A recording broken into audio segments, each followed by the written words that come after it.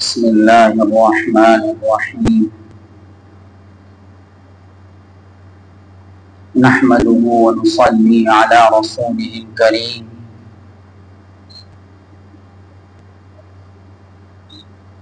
دنیا میں اللہ کے ایسے بندے بہت کم ہیں جن کو خداوند قدوس کی فکر ہے۔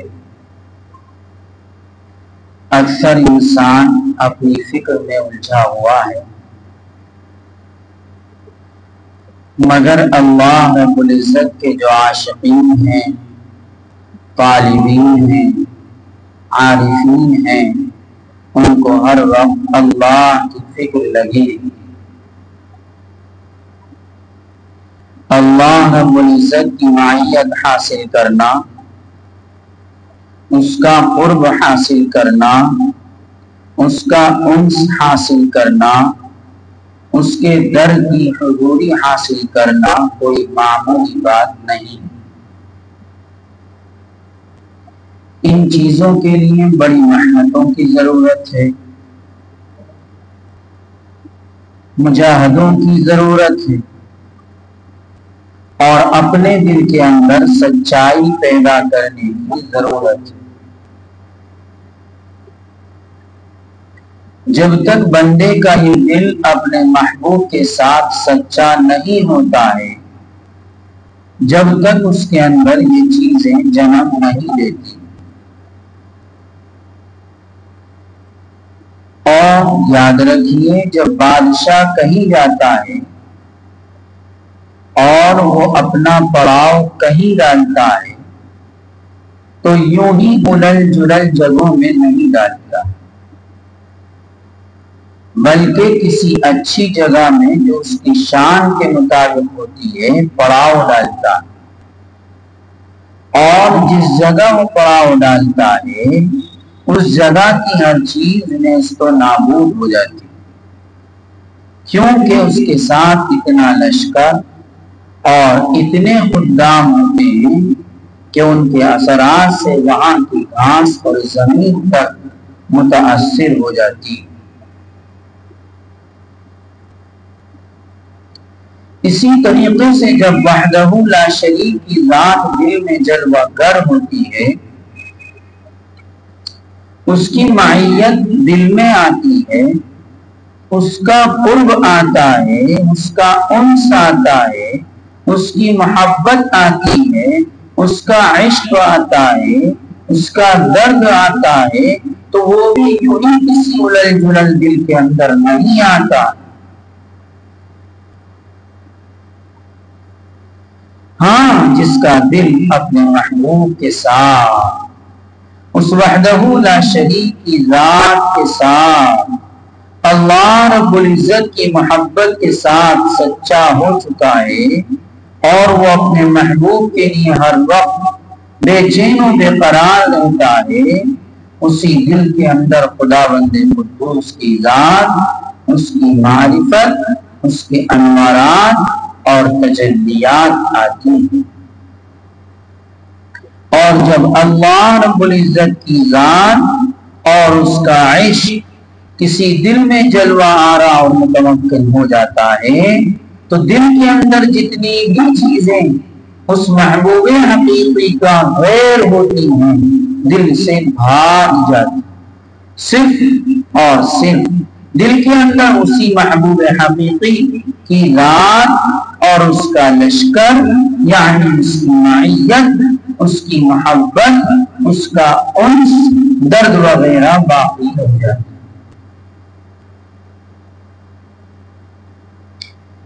خود قرآن کہہ رہا ہے، ان الملوک اذا دخلوا قرية افسدوها وجعلوا اعزة اهلها اذلة، یعنی بادشاہ لوگ جب کسی بستی میں داخل ہوتے ہیں تو وہاں کی تمام چیزوں کو خراب اور وہاں کے باعزت لوگوں کو ذلیل و رسوا کر دیتے ہیں۔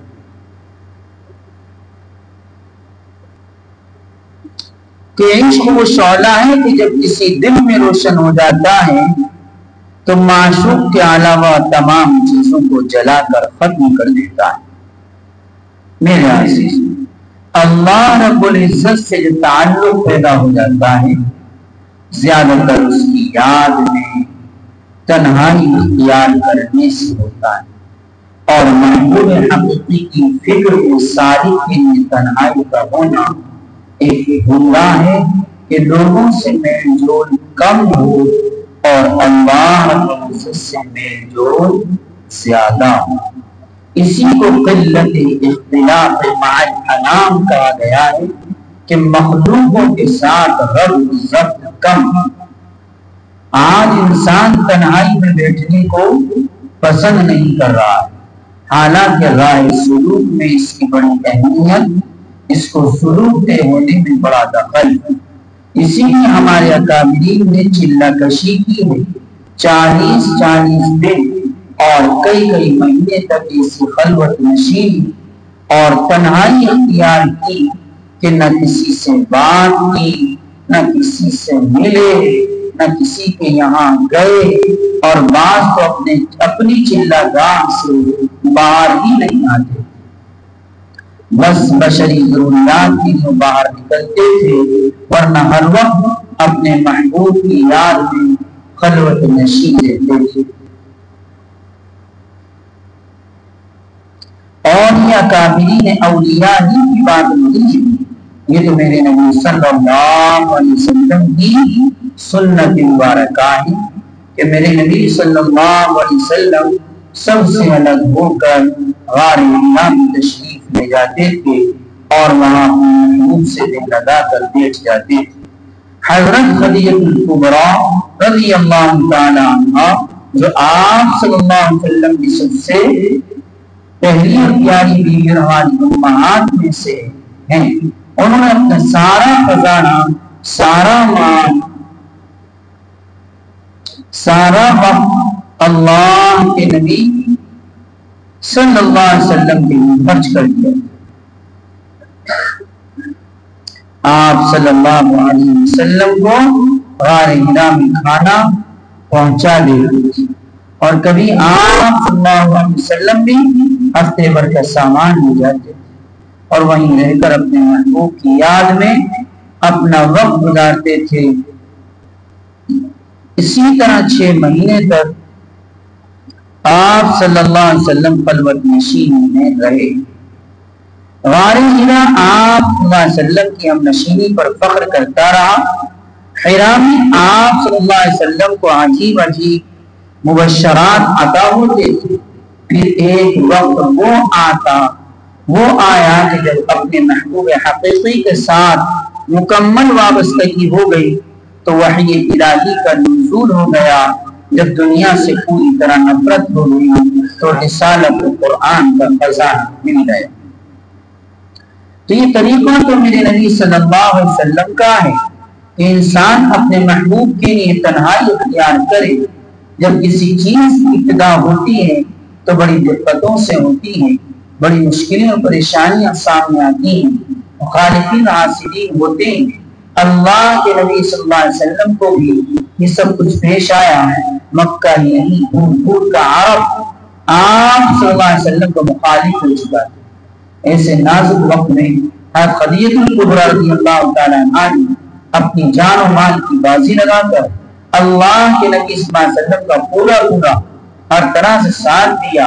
ان کے انتقال کے بعد حضور صلی اللہ علیہ وسلم ان کو یاد کر کے رویا کرتے۔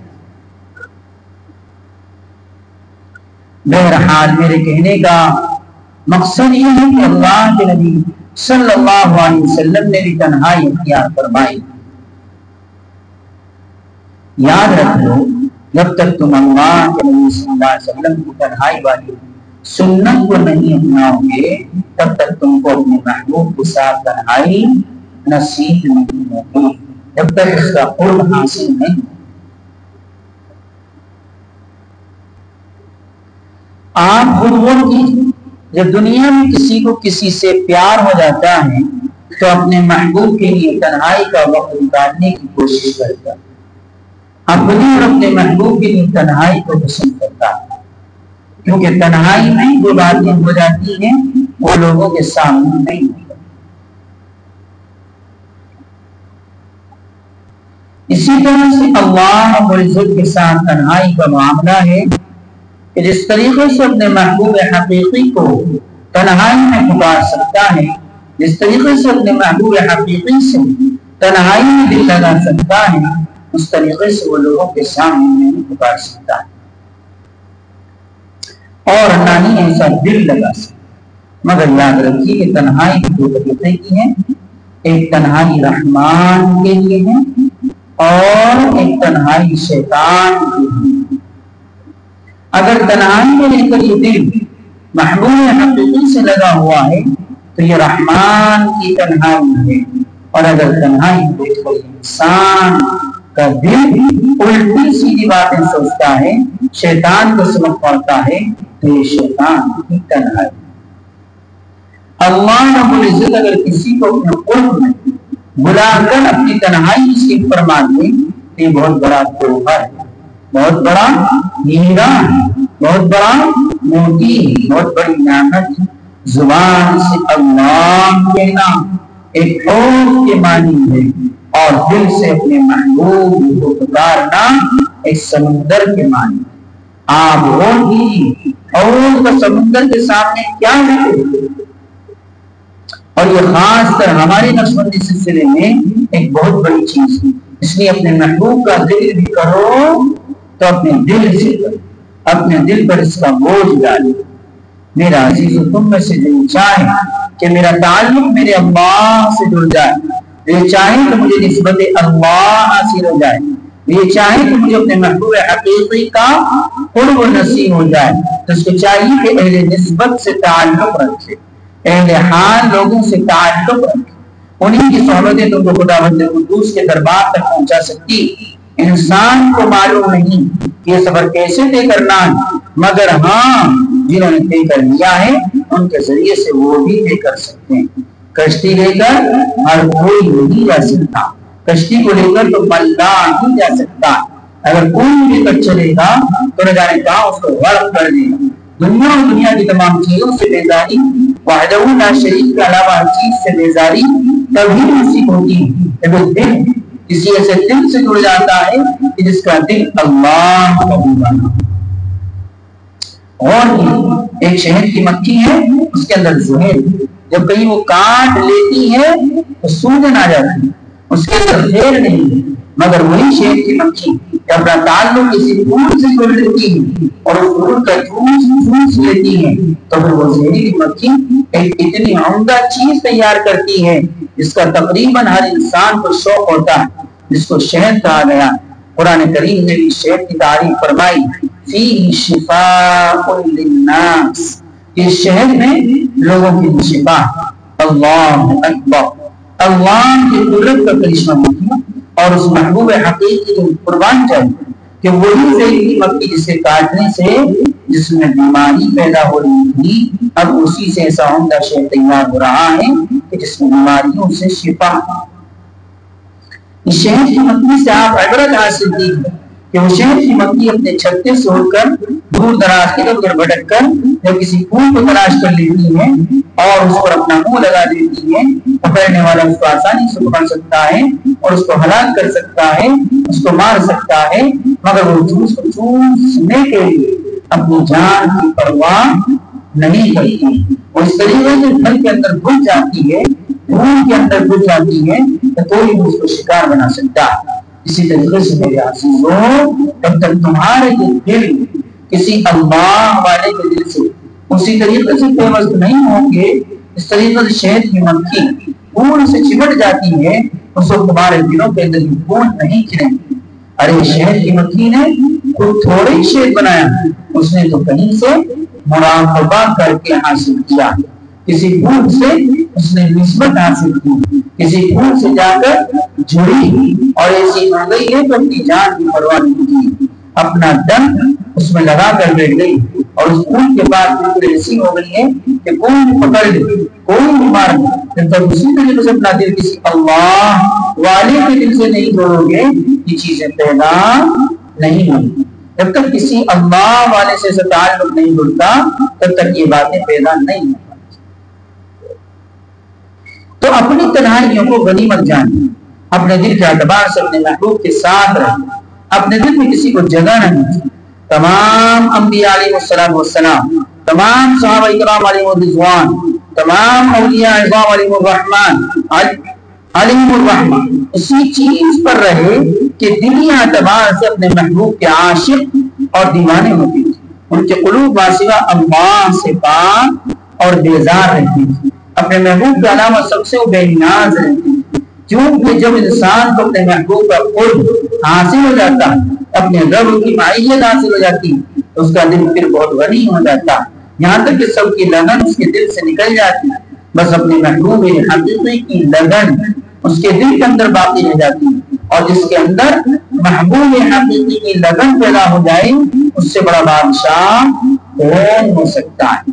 اگر غنی بننا ہے تو اپنے دل کو دنیا کے دروں سے بچائیے، اگر غنی بننا ہے تو اپنے دل کو دنیا کے دروں سے بچائیے، اپنے دل کو دنیا کے لالچ سے بچائیے، دنیا کے لالچ میں اپنے دل کو نہ پھنسائیے، پھر حقیقتاً تم غنی ہو جاؤ اور اپنے محبوب کا درد بھی حاصل کر لو۔ اپنے دل سے ہر طرح کا لالچ چاہے وہ دنیا کا یا آخرت سب کو ختم کر دیجیے، پھر امید ہے کہ انشاءاللہ کام بن جائے گا۔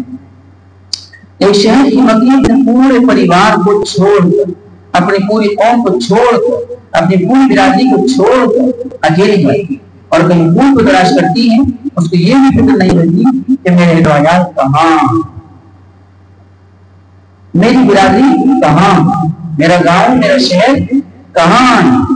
اس کو تو ایک جوس کی تلاش، ایک خوشبودار پھول کی جستجو ہے، اور وہاں جا کر اس طریقے سے چمٹ جاتی ہے کہ اس کو بآسانی کوئی بھی پکڑ سکتا ہے۔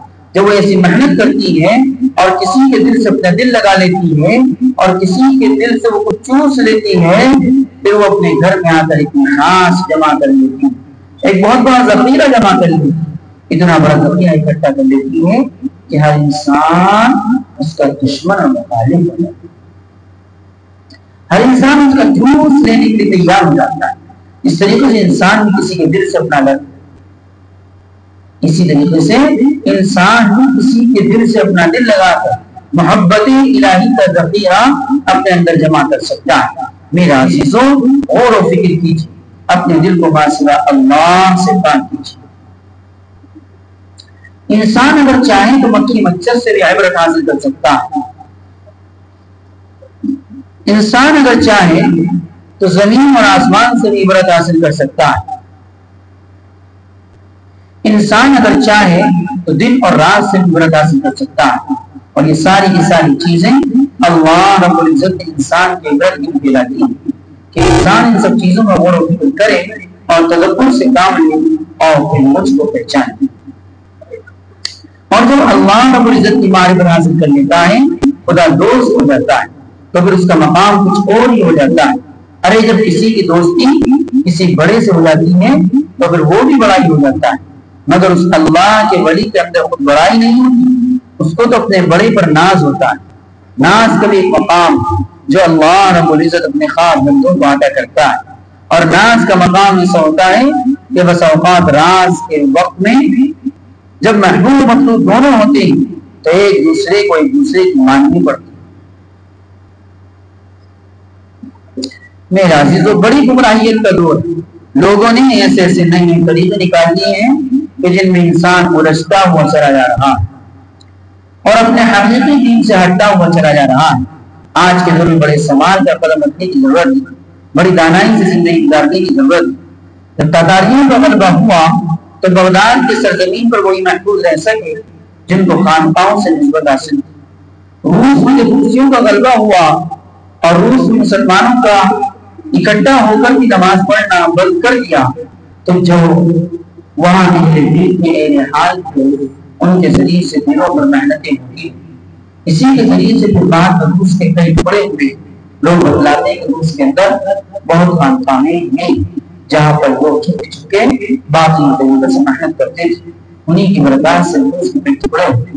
تو دور تاتاریوں کا تھا، روسیوں کا تھا، مگر آج کا دور کفر و شرک اور بے حیائی کا، تو مرشد کو ہدایت نے اس باریک راہ اختیار کر کے انسان کے اندر گھسنا شروع کر دیا ہے کہ ہر ایک انسان ان راہوں کو سمجھ نہیں پاتا ہے. بس اللہ رب العزت نے جس کو سمجھ دے دی ہے، جس کو نظر دے دی ہے، جس کو علم دے دیا ہے، جس کو اپنا یا اپنے دین کا فہم دے دیا ہے، وہی ان چیزوں کو سمجھ پاتے ہیں اور ان سے باخبر ہوتے ہیں.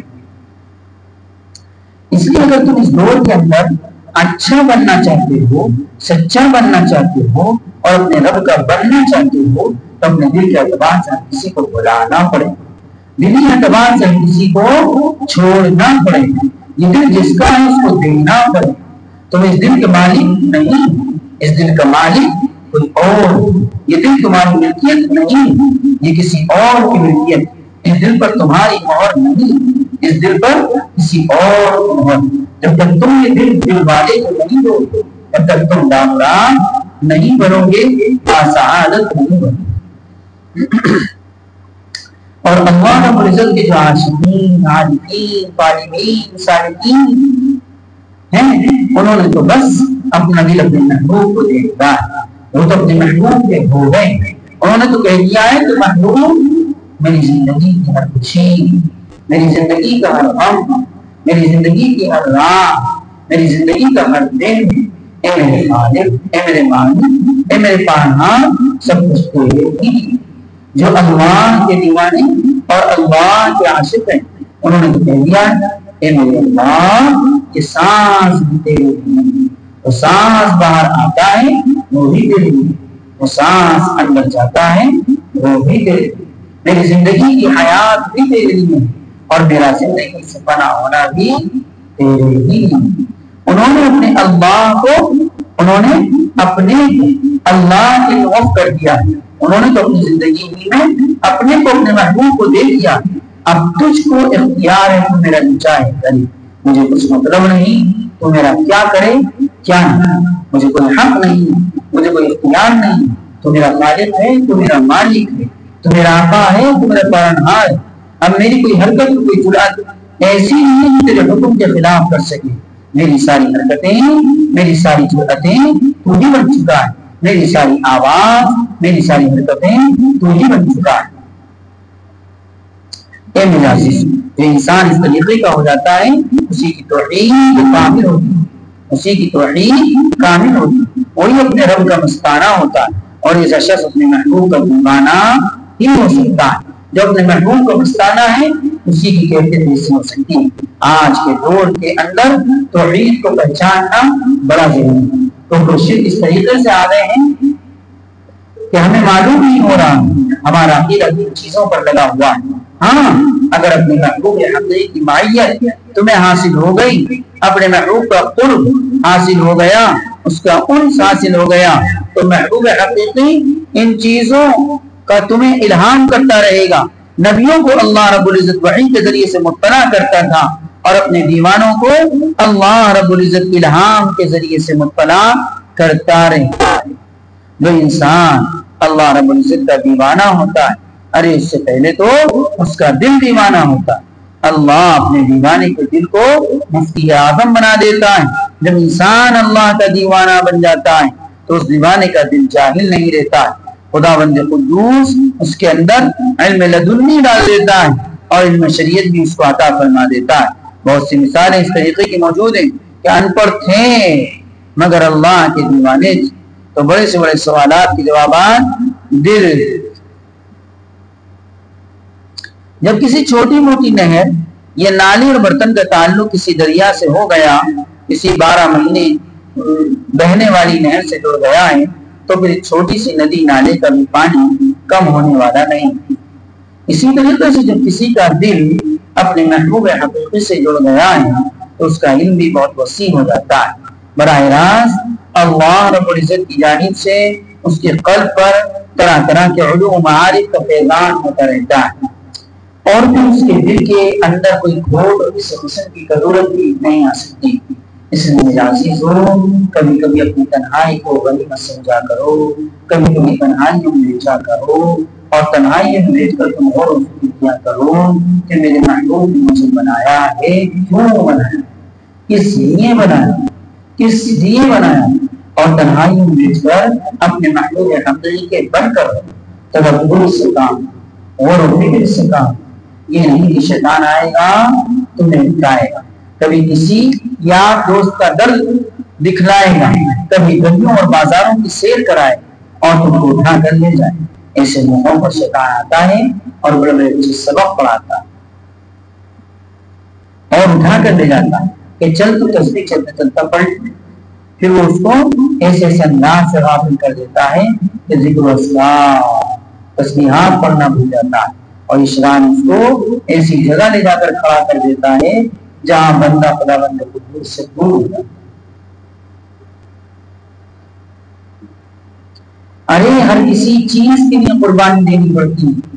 یہ تو دنیا کے عشق و محبت کی بھی باتیں ہیں کہ کسی کا پیار پردہ چاہتا ہے، کسی کا پیار تنہائی چاہتا ہے. جب ناپاک پیار ناپاک محبتیں پردہ چاہتی ہیں، تنہائی چاہتی ہیں، تو کیا محبوب حقیقی کا پاک پیار اور محبوب حقیقی کی پاک محبت پردہ اور تنہائی نہیں چاہے؟ کیا یہ عظیم دولت بغیر تنہائی کا حاصل ہو جائے؟ اس لیے اس محبوب حقیقی کے لیے تھوڑی تنہائی ضرور نکالے. ابھی ایک مفتی صاحب کا فون آیا، اللہ کی یاد میں حلاوت نصیب نہیں ہو رہی ہے، اللہ کی یاد میں کچھ رکاوٹیں آ رہی ہیں. کچھ اپنی کمزوریاں بیان کر رہے تھے. تو میں ان سے کہا کہ اگر آپ کسی سے بیعت ہیں اور آپ کا کوئی شیخ و مرشد ہے اور وہ کامل ہے تو آپ کو چاہیے کہ اپنا دل اپنے شیخ و مرشد کے دل کے ساتھ اس طریقے سے لگا لیں کہ چھٹائے سے نہ چھوٹے. اس طریقے سے لگا لیں کہ چھٹائے سے نہ